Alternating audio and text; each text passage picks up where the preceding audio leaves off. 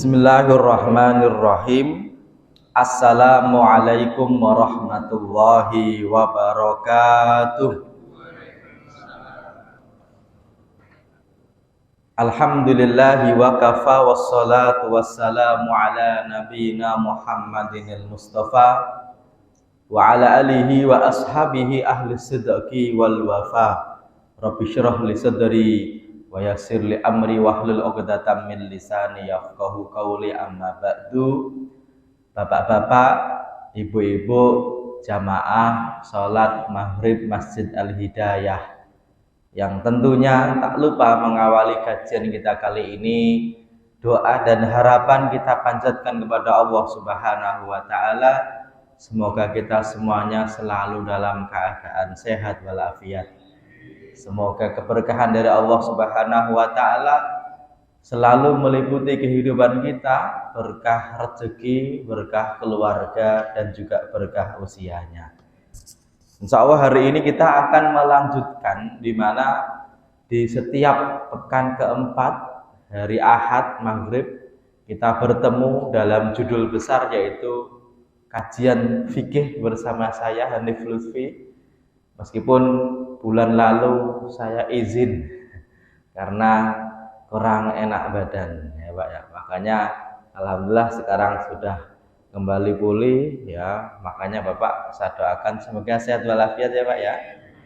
Karena orang sehat itu mahal, tapi lebih mahal kalau sakit Pak. Makanya insya Allah dari kesehatan yang diberikan oleh Allah itu kita gunakan dalam rangka kebaikan. Salah satunya kita bisa hadir di majelis ilmu ini. Dan judul kita hari ini, karena dulu kita juga sudah rencanakan bahwasanya kajian kita selang-seling, yaitu fikih ibadah dan fikih muamalah. Hari ini kita akan membahas tentang satu bab dalam fikih ibadah, yaitu sholat, khususnya tentang mengingatkan imam. Dulu kita pernah membahas tentang memisahkan diri dari imam. Namanya apa? Ada yang ingat ya? Ada yang ingat ya? Pernah nih Pak. Oh ya, sudah apa nih? Munfarid, mirip. Namanya mufarokoh. Namanya apa Pak? Mufarokoh.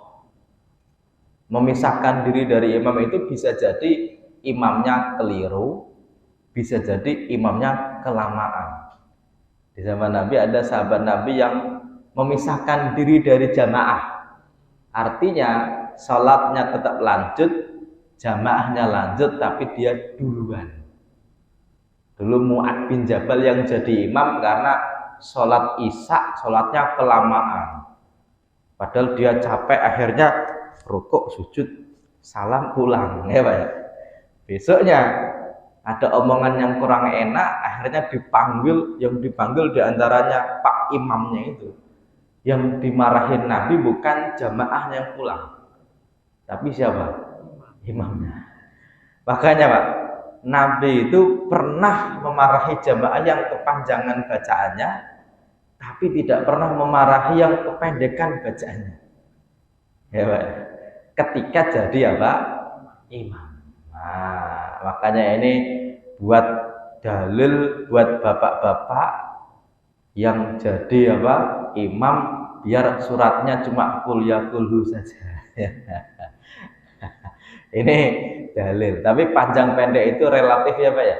Kenapa? Karena sebagian orang menganggap amma yatasaalun itu panjang. Tapi oleh Nabi itu tergolong yang pendek ya, termasuk sabbihisma rabbikal a'la itu pendek. Makanya Mu'ad bin Jabal diajari, kalau kamu jadi imam baca hal ataka atau sabbih saja. Kalau kita Pak, hal ataka panjang ya Pak ya. Kalau pendek ya inna a'tayna kalau besar. Ini kita pernah bahas. Boleh Ustadz, dalam satu keadaan boleh, tapi secara umum aslinya nggak boleh. Kenapa nggak boleh? Karena jamaah itu harus kompak dengan apa? Imam ya Pak ya. Aslinya begitu. Ini kita sudah bahas. Kita juga sudah membahas tentang istikhlaf. Istikhlaf itu apa? Minta ganti. Siapa yang minta ganti? Imamnya. Kepada siapa? Kepada orang yang paling belakang dari siapa? Imam. Ya Pak ya. Gara-gara apa? Bisa jadi imamnya batal, bisa jadi imamnya kurang syarat sahnya. Misalnya dia ingat, oh iya, baju ini tadi kena ompol, ya Pak ya. Oke, ketika imam kok di dalam sholat Allahu Akbar, terus dia ingat, kan sarung ini tadi kena ompol. Pertanyaannya, kira-kira imamnya lanjut atau batalin Pak? Batalin, ya Pak ya.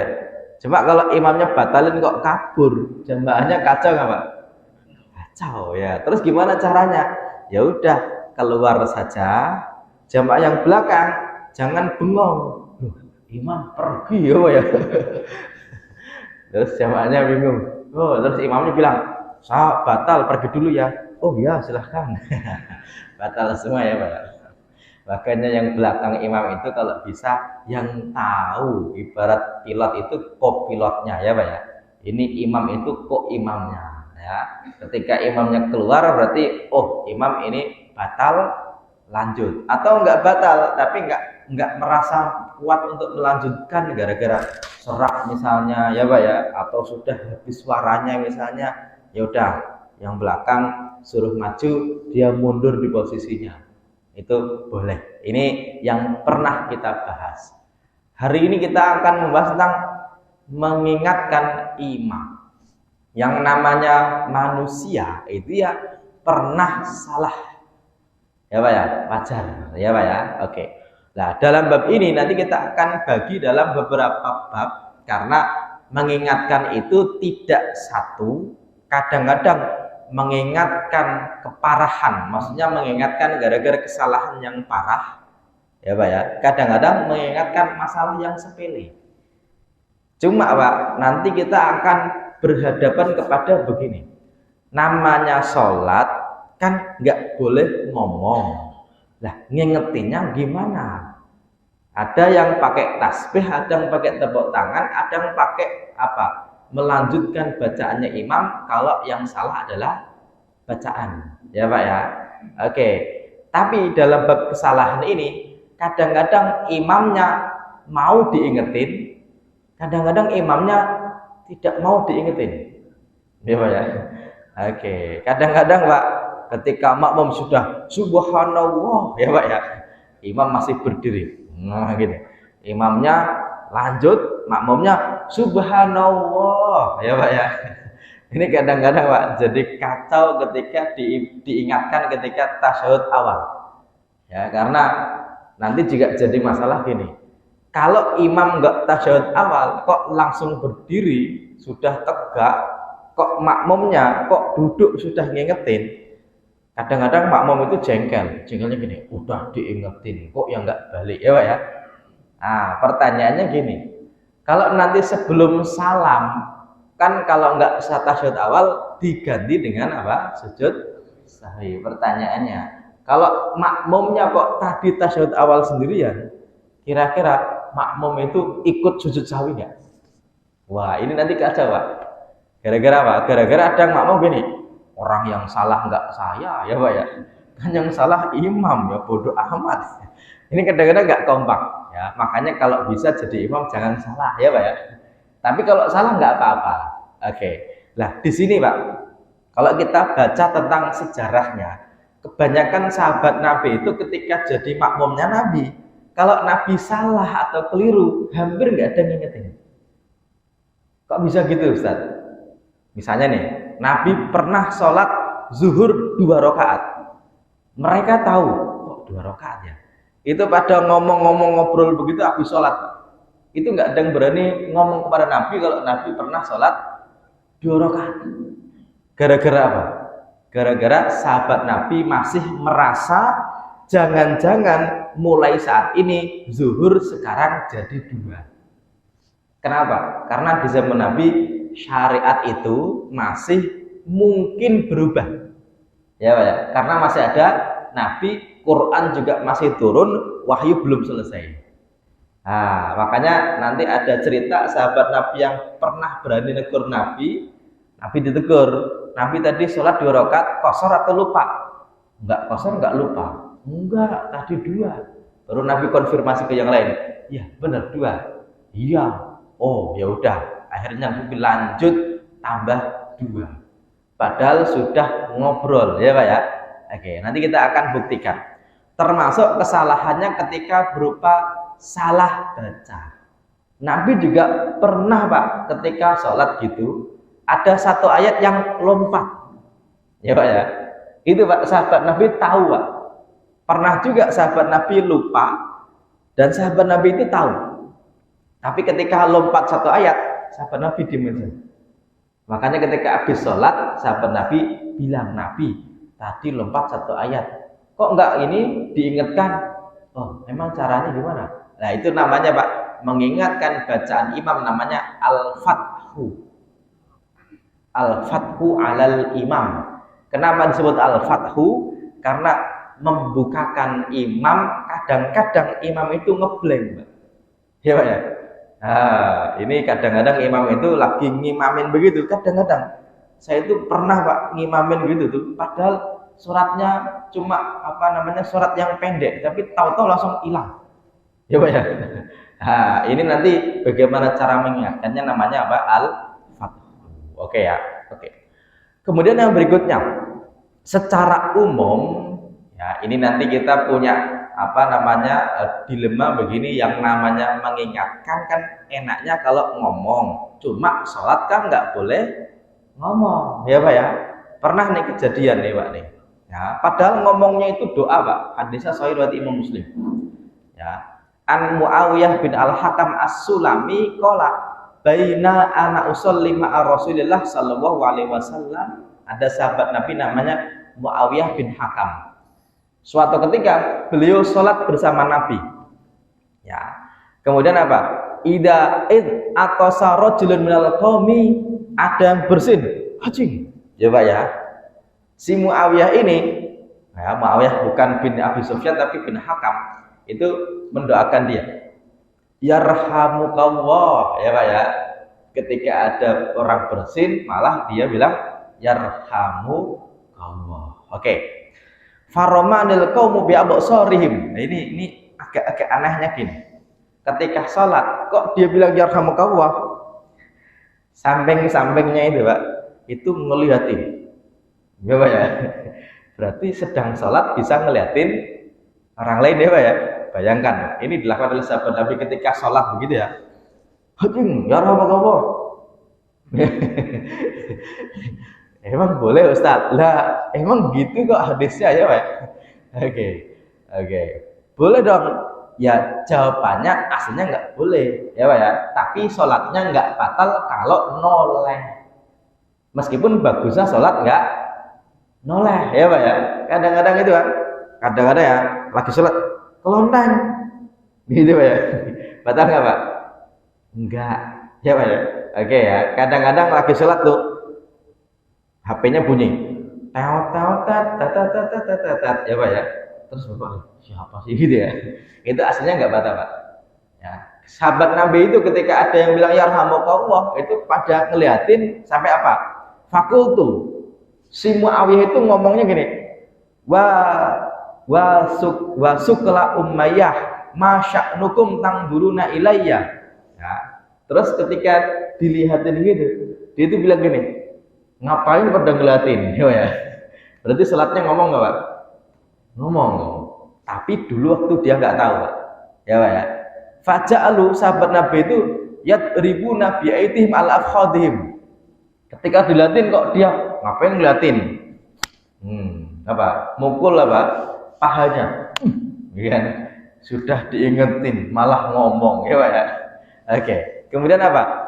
Falamma ra'aituhum yusammitunani lakinni sakattu falamma shalla Rasulullah sallallahu alaihi wasallam fa bi abi huwa wa ummi ma ra'aitu ma'aliman qablahu wa la ba'du ahsan ta'liman minhu. Kata Muawiyah bin Al-Hakam tadi, ketika itu Pak, Nabi itu mengingatkanku. Ya, mengingatkanku maksudnya apa?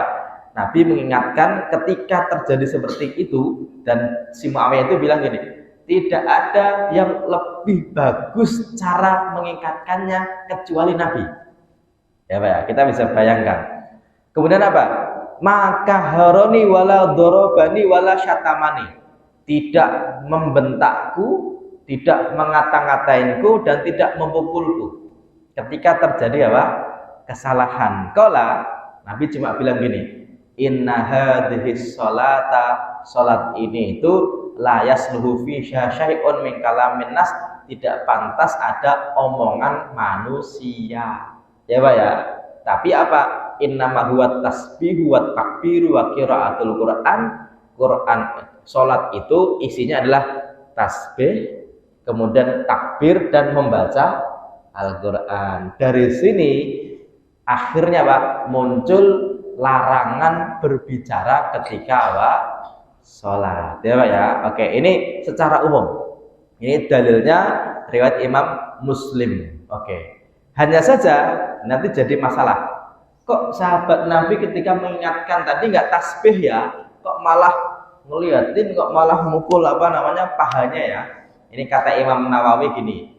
Itu dulu dilakukan oleh sahabat Nabi waktu belum diberitahu cara mengikatkan itu dengan baca apa? Tasbih. Ya Pak ya. Makanya akhirnya Pak, dari sini para ulama menyimpulkan cara untuk mengingatkan orang yang salah dalam sholat secara umum itu dengan baca apa? Tasbih. Mengingatkan orang sholat itu nggak harus antara makmum dengan imam. Bisa makmum dengan makmum, bisa makmum dengan orang yang nggak sholat. Ya Pak ya. Ini caranya dengan apa? Tasbih. Oke ya. Makanya ketika orang tadi berbicara karena dia tidak tahu kalau bicara itu membatalkan sholat, maka sholatnya dianggap apa? Sah. Ya Pak ya. Ketika dia belum tahu kalau ngomong itu membatalkan sholat. Oke. Kemudian yang berikutnya. Nah, kalau orang kok bersin ketika sholat boleh baca hamdalah enggak? Oke, lihat di sini para ulama menyebutkan, Imam Nawawi menyebutkan, ketika ada orang bersin, ya Pak ya, itu kalau baca hamdalah itu dalam madhab Syafi'i itu tetap hukumnya sunnah, tapi sir. Apa itu sir? Tidak dikeraskan. Ya Pak ya, hajing. Itu boleh Pak. Oke ya, tapi tidak apa? Dikeraskan. Hanya saja menjawab apa? Bersinnya tadi dengan yarhamukallah itu yang tidak boleh. Kenapa tidak boleh? Karena kalau alhamdulillah itu zikir. Tapi kalau yarhamukallah mendoakan kepada dia. Ya Pak ya, bedanya di situ nih. Makanya ketika bersin kok hamdalah itu tetap sunnah tapi sirrun. Apa itu sirrun? Tidak dikeraskan, apalagi cuma dalam hati. Oke Pak ya? Oke. Nah, kita akan lihat. Kalau tadi secara umum ada ceritanya seperti itu, ternyata Pak, yang namanya imam itu ya pernah juga salah. Apa buktinya? Nabi pernah salah sholat zuhur 5 rakaat. Ya Pak ya. Ini Pak, tadi saya katakan Nabi itu ketika salah itu, sahabat Nabi itu kadang-kadang diem Pak. Oke, kita akan buktikan gini. Shalla bina Rasulullah sallallahu alaihi wasallam khamsan faqulna ya Rasulullah azida fi sholati qala wa madad qalu shallaita khamsan qala innama ana basyarun mislukum aquru kama tadhkurun wa ansa kama tansawna summa sajada sajadatai as-sahwi. Ceritanya Pak, Nabi selepas sholat ini Pak ya, sahabat Nabi itu mengingatkannya gini, Nabi tadi sholat zuhurnya 5 rakaat ya? Iya Pak ya. Terus kata Nabi apa? Emangnya 5 rakaat? Iya Nabi. Oh, kalau gitu apa? Kalau gitu aku ini manusia seperti kalian, kadang-kadang lupa, ya Pak ya, kadang-kadang ingat sebagaimana kalian pada umumnya. Terus apa? Nabi cuma menyampaikan akhirnya Pak, Nabi itu ketika ketambahan 1 rakaat, itu cara untuk menguranginya gimana? Ya, kalau orang itu Pak, ya, ketika jadi apa yang jaga malam ya Pak, satpam ya Pak. Jam 2 tank. Bener ya Pak ya? Kalau jam 2 kok baru di tank 1, teng, berarti kurang berapa? 1, tinggal tambah 1, teng. Tapi kalau jam 2 kok sudah teng, teng, teng, loh 3 dong, ya Pak ya. Terus cara ngurangin gimana Pak? Tambah 1, teng, loh malah 4 ya Pak ya. Terus gimana dong? Lah di sini. Ini kadang-kadang orang itu sholat itu Pak kelebihan, dan Nabi pernah, dan sahabat Nabi ketika makmum diem aja, ya Pak ya. Oke, makanya Pak ketika selepas sholat Nabi ditanya, apakah zuhur sekarang tambah 1 Nabi? Emang iya ya? Iya Nabi. Akhirnya apa? Setelah salam Nabi tetap duduk, kemudian sujud apa? Sahwi, ya Pak ya. Berarti nggak harus berdiri nggak apa-apa, tetap duduk terus sujud sahwi. Allahu Akbar, Allahu Akbar, Allahu Akbar, Allahu Akbar, Allahu Akbar. Dan sujud sahwi itu jumlahnya ada berapa? 2 kali, ya Pak ya. Oke, ini pernah salah sahabat Nabi nggak mengingatkan karena apa? Karena khawatirnya jangan-jangan sholat zuhurnya memang jadi tambah 1. Oke. Pernah juga Nabi tadi yang saya katakan sholat zuhur 2 rakaat. Bayangkan Pak, zuhur kok sampai lupa banget tinggal berapa? 2 ya Pak ya. Biasanya selupa-lupanya orang itu biasanya antara 3 dan 4. Ini zuhur baru 2 Pak, salam Pak. Berarti benar-benar yang dipikirkan oleh Nabi itu benar-benar serius ya Pak ya. Dan ini bukan hadisnya nanti ada yang bilang antara zuhur atau asar, yang penting sholat siang yang 4 rakaat ya Pak ya. Setelah selesai sholat sahabat Nabi begini, Nabi tadi sholatnya dikosor atau lupa?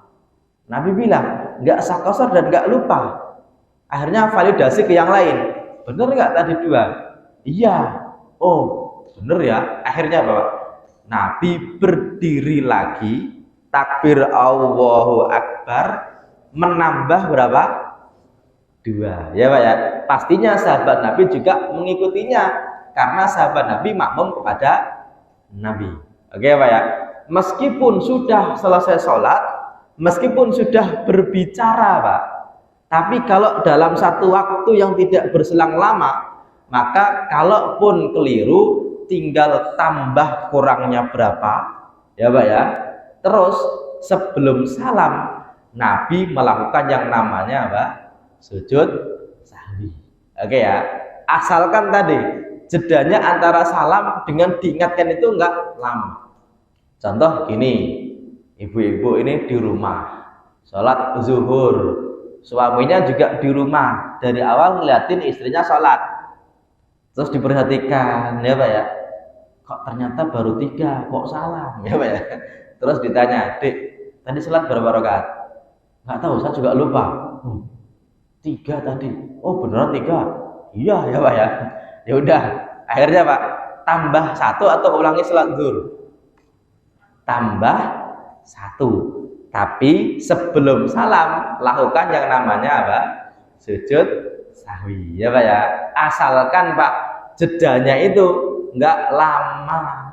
Kalau jedanya lama berarti ya diulangi ya Pak sholatnya ya Pak ya. Contohnya jedanya lama bagaimana?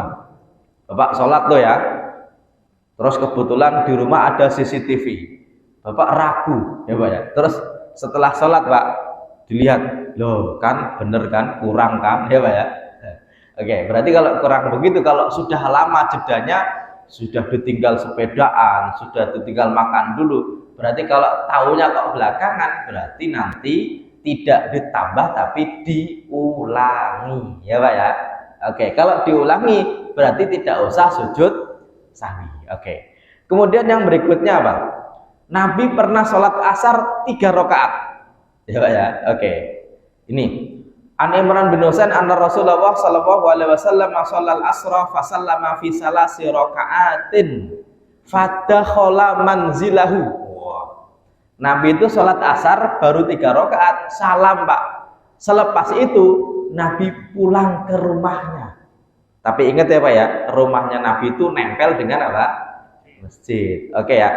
Faqama ilaihi rajulun yuqulu lahu al-khirbaq wa kana fi yadihi tul faqala ya Rasulullah fadzakara lahu thani'ahu wa kharaja ghadbana yajurru ridahu hatta taha ila nas faqala asataka hadza qalu na'am fa shalla rak'atan summa sallama summa sajada ini summa sallam. Ini kejadiannya agak unik gara-gara apa?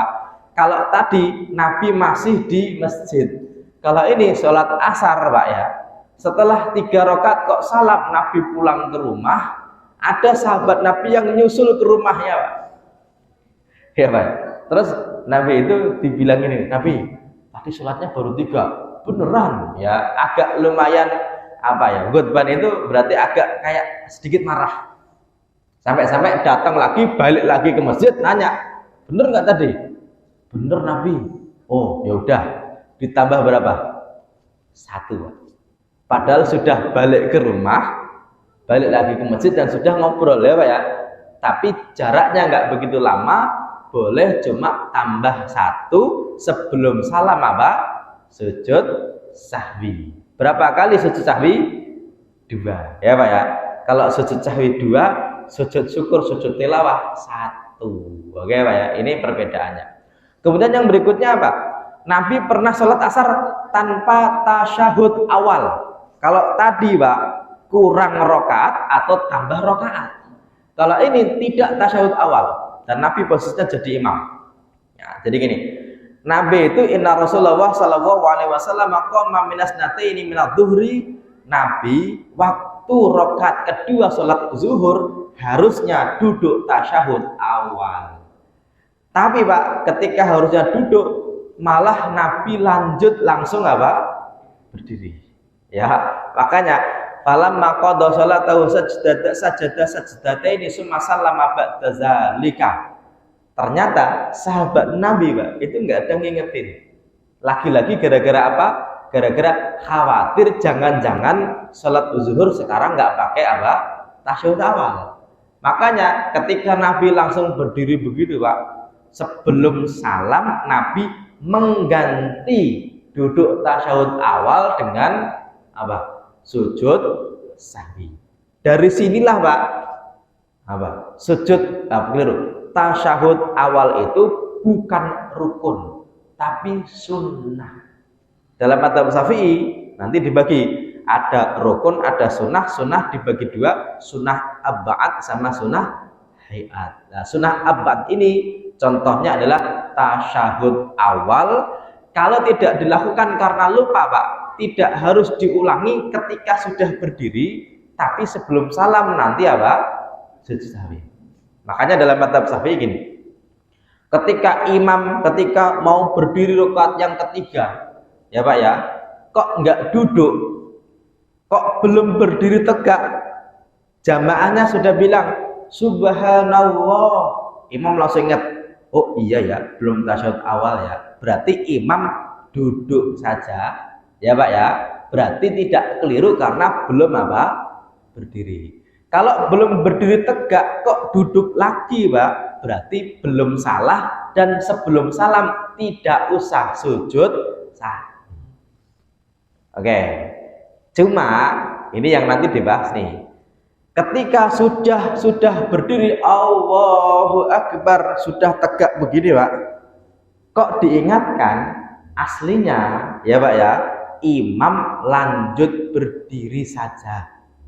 Adapun jamaah ikut saja apa yang dilakukan oleh imam meskipun keliru. Kenapa begitu? Karena imam sudah menjalankan rukun berikutnya, yaitu berdiri untuk rakaat yang ketiga. Berarti imam nggak usah turun untuk sujud apa? Keliru. Turun untuk tasyahud awal, tapi berdiri saja ya Pak ya. Tapi sebelum salam nanti bareng-bareng kita apa? Sujud sahwi. Ya, harusnya memang begitu. Cuma tadi Pak, antara imam dan makmum itu kadang-kadang nggak sinkron ini pengetahuannya. Gara-gara apa? Imamnya berdiri, ya, merasa ini udah bener nih, ya Pak ya, kan harusnya berdiri. Makmumnya bilang, imam ini diingetin kok nggak mau-mau ya Pak ya. Subhanallah, subhanallah. Akhirnya apa? Imamnya berdiri, makmumnya duduk, ya Pak ya. Oke. Nah di sini nih kacau nih, kacaunya apa? Berarti nggak kompak, ya Pak ya. Ketika nanti sebelum salam harusnya sujud sahwi. Makmumnya nggak mau. Kenapa? Orang yang salah nggak saya ya Pak ya. Sudah saya ingetin nggak mau ya Pak ya. Ini berarti nggak kompak. Emang pernah kejadian Ustaz? Pernah. Di kita di dekat sini nih ada. Saya kan ngisi di sini nih mana. Al Jihad sini ya, musola ini.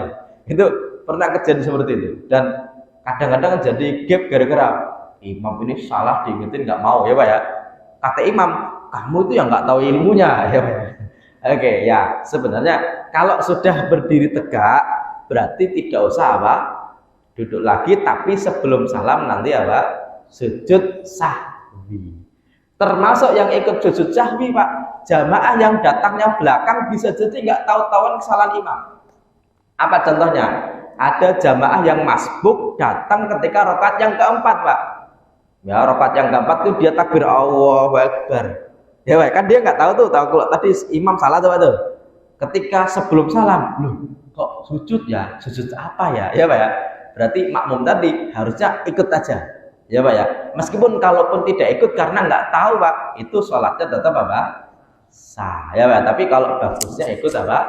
Sujud. Ini kesalahan ketika bukan tasyahud akhir tapi tasyahud awal. Kalau tasyahud awal berarti ketika imam sudah berdiri Pak, makmum ikut saja untuk apa? Berdiri. Cuma ini akan berbeda ketika kesalahannya kok tasyahud akhir. Orang sholat zuhur sudah 4 rakaat, kok imamnya berdiri Allahu Akbar, berarti berdirinya rakaat keberapa? Salah nggak Pak? Salah. Dan ketika makmum yakin imam salah, imam itu Pak harus mengikuti makmum, atau kalau imamnya sama-sama yakin, makmumnya sama-sama yakin, ya Pak ya. Makanya makmum tidak boleh mengikuti kesalahan fatal dari imam. Ya, ini nanti akan beda. Kalau tadi salahnya adalah tasyahud awal, berarti makmumnya ikut berdiri. Kalau kesalahannya kok di rakaat terakhir Pak, harusnya 4 rakaat kok tambah 1, menambah 1 dengan sengaja itu membatalkan sholat. Maka ketika imam keliru di rakaat yang kelima, makmum duduk saja. Ya Pak ya. Terus gimana dengan Pak Ustadz? Kalau ternyata imamnya kok tetap berdiri saja dan makmumnya yakin kalau itu rakaat yang kelima, berarti makmum salam saja. Karena apa? Karena imam melakukan kesalahan yang fatal, yaitu apa? Sholat zuhur berapa? 5 rakaat. Oke. Bedanya bisa tahu ya Pak ya? Bedanya. Oke ya. Tapi untuk mempertegas lagi, dan saya akan sediakan waktu karena kita masih ada 10 menit lagi, dan ini saya kira ya pernah terjadi. Kira-kira ya, ada yang ingin ditanyakan atau dikonfirmasi biar acara kita atau kajian kita ada tanya jawabnya, kira-kira ada atau tidak? Nah, malah ibu-ibu nih ya, silahkan. Gimana? Langsung lanjut?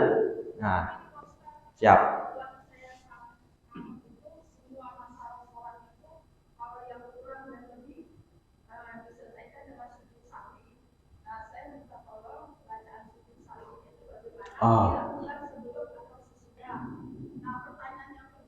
Bacaannya.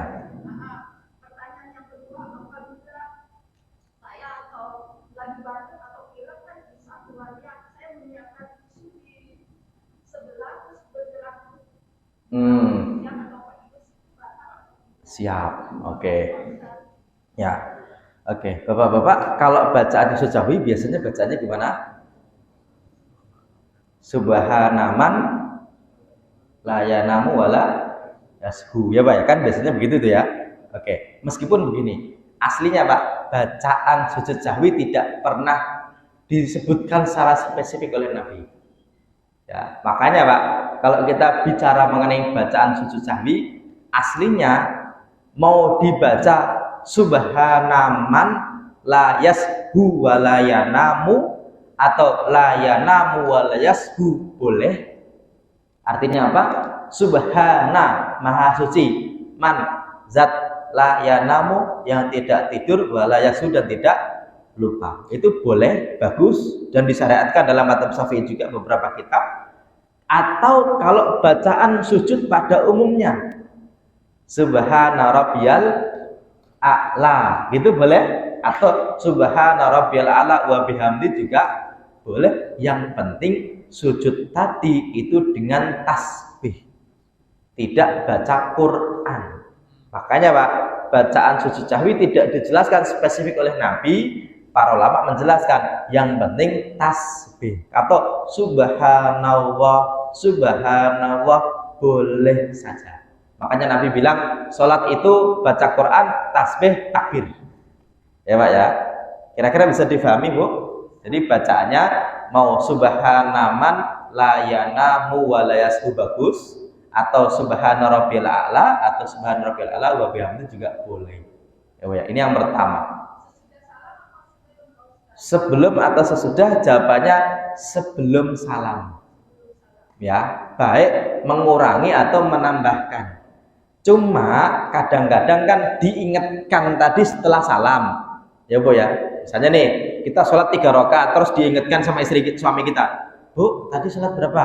3. Enggak tahu deh, 3 atau 4 ya. Kata suaminya, 3 Bu. Oh ya udah deh. Berarti takbir lagi, terus tasyahud akhir lagi, sebelum salam sujud apa? Sahwi, baru diakhiri dengan salam. Karena sholat itu dimulai dengan takbir, diakhiri dengan salam. Oke ya. Oke, ini yang pertanyaan yang pertama. Yang kedua, kalau pas flu, kayak kadang-kadang kita bawa tisu. Boleh nggak Pak Ustadz? Boleh. Tapi jangan sering-sering ya Bu ya. Karena gini, dulu Bu, bahkan di zaman Nabi ya, itu boleh buang ludah. Tapi disarankan jangan ke depan, jangan ke kanan. Tapi kalau nggak ke kiri, di bawah kaki. Kalau ke kiri, khawatirnya sampingnya ada orangnya, ya Pak ya. Wah, apaan nih? Kalau sholat sendiri mungkin. Atau di bawah kaki. Caranya gimana? Kita ini lagi sholat, gitu Pak ya. Terus kita buang ludah. Ke mana? Ke bawah kaki kita. Tapi dalam memahami hadis itu jangan keliru. Kenapa? Karena kalau buang ludahnya ke bawah kaki kok hari ini Bu, kasihan takmir masjidnya Bu. Kenapa? Berarti karpetnya nanti banyak ludahnya. Terus kenapa Ustadz kok boleh zaman dulu bawahnya pasir, sholatnya pakai sandal, ya Bu ya. Makanya ketika buang begitu ditutup sandal, udah hilang. Ya Pak ya. Atau para ulama nanti memperbolehkan, kalau dulu ya Bu ya, itu di ini Bu, di saku Bu. Iya Pak ya. Cuma jijik banget sih Ustadz. Iya bener jijik. Makanya sekarang pakai apa? Tisu. Boleh Ustadz? Boleh. Asalkan jangan terlalu sering ya Bu ya. Kalau terlalu sering berarti menandakan sholatnya nggak khusyuk. Karena banyak gerak ketika sholat itu tanda kalau sholatnya tidak khusyuk. Oke ya, meskipun nanti jadi masalah gara-gara apa? Gerakan di luar gerakan sholat itu batal kalau sering. Nah, seringnya berapa kali dalam madzhab Syafi'i? Ya namanya sering itu 3 dong. Berarti 3 kok berturut-turut itu batal ya Bu ya. Nah 3 itu gimana? Nah disinilah sebenarnya Bu, kata 3 ini tidak dari hadis tapi dari pemikiran bahwasanya banyak itu artinya yang 3 ke atas. Tapi sebenarnya Bu ya, kalaupun terus kita sakuin itu Bu, orang Arab itu biasanya begitu. Makanya kalau bapak-bapak kalau pas umroh perhatikan ya Pak ya, kadang-kadang orang Arab itu sholatnya itu banyak banget yang dilakukan ya Pak ya, mulai dari nata kerudungnya yang nata imamahnya, nanti kadang-kadang ikolnya itu Pak, yang hitam itu Pak ya, diambil dibuang. Nanti Pak kalau bangun ambil pasang lagi, kadang-kadang Pak ya. Kadang-kadang apalagi yang dibenerin, karena dalam madzhab Hambali Pak, bergerak yang banyak itu aslinya Pak ya, kalau demi kemaslahatan sholat itu nggak batal. Nah menurut mereka itu demi kemaslahatan sholat. Kenapa? Karena bisa jadi kepalanya gatel ya Pak ya. Atau lagi gatel gini itu boleh. Tapi kalau terlalu banyak berarti indikasinya biasanya sholatnya tidak khusyuk. Oke ya Pak ya, boleh tapi hukumnya sah-sah saja. Oke. Siap. Oh boleh, belum bisa kok Bu.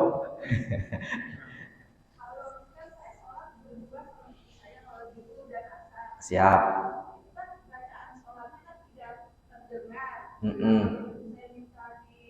Kencingin. Oke, ya siap. Ini sholat itu Bu yang wajib kan dibagi dua model ya, sirriyah dengan apa? Jahriyah. Yang jahar itu berarti maghrib, isya, subuh, sirriyah itu zuhur dan asar. Cuma menjaharkan, mengeraskan bacaan sholat di sholat jahar dan memelankan bacaan sholat di sholat sir itu hukumnya sunnah. Artinya apa? Kalau pas zuhur kok dibaca kencang, berarti sholatnya batal nggak? Tidak. Boleh atau tidak? Boleh. Bahkan Bu, Abu Bakar As-Siddiq itu sesekali mengeraskan bacaan sholat zuhur. Berarti pernah Bu dilakukan oleh sahabat Nabi. Alasannya kenapa? Biar orang tahu kalau sholat zuhur itu memelankan bacaan tidak wajib. Ya Bu ya. Makanya Abu Bakar melakukannya. Biar orang tahu kalau bacaan itu meskipun sholat zuhur boleh dikeraskan. Ya Bu ya. Berarti hukumnya apa? Boleh. Tapi sunnahnya adalah sir. Ya Bu ya. Tapi hukumnya boleh. Termasuk Bu, sholat isya kok dipelankan. Kadang-kadang gini ya. Kita ini tahu-tahu ada orang sholat kita langsung nemplok tet, gitu Pak ya. Oke. Terus yang ditomplokin bodoh amat kan saya sholat sendiri ya Pak ya. Terus dia pelan aja gitu ya. Terus kita kok nggak dikencengin gitu ya. Boleh nggak Pak? Khususnya sholat subuh, karena sholat subuh itu 2 rakaat saja dan pasti kenceng. Kalau sholat isya mungkin di rakaat ketiga dan keempat. Kalau sholat subuh nggak mungkin dipelankan karena cuma berapa? 2 rakaat. Ya Pak ya. Makanya ketika sholat subuh kok imamnya pelan, boleh nggak Ustaz? Boleh, sholatnya sah. Karena mengeraskan bacaan sholat ketika sholat yang jahar dan memelankan itu hukumnya sunnah. Jadi kalau dikeraskan ketika sholat zuhur boleh saja, nggak masalah. Meskipun ganti-ganti, jangan terlalu sering keras. Nanti kadang-kadang dikerasin, kadang-kadang enggak. Itu ya, biar tidak dianggap kok kebiasaan zuhur dikerasin sih. Itu biar tidak menjadi kebiasaan. Oke, saya kira itu saja Pak ya. Semoga nanti kita akan lanjutkan di pertemuan berikutnya. Ini masih ada beberapa hal karena mengingatkan nanti ada banyak, dan insya Allah nanti kita akan selang-seling begitu, dan kita akan buka tanya jawab cukup luas dan cukup banyak waktunya. Kita akhiri dulu pertemuan kita kali ini dengan baca-baca hamdalah alhamdulillahirabbil alamin dengan doa kafaratul majelis. Subhanakallahumma wa bihamdika asyhadu an la ilaha illa anta astaghfiruka wa atubu ilaik. Assalamualaikum warahmatullahi wabarakatuh.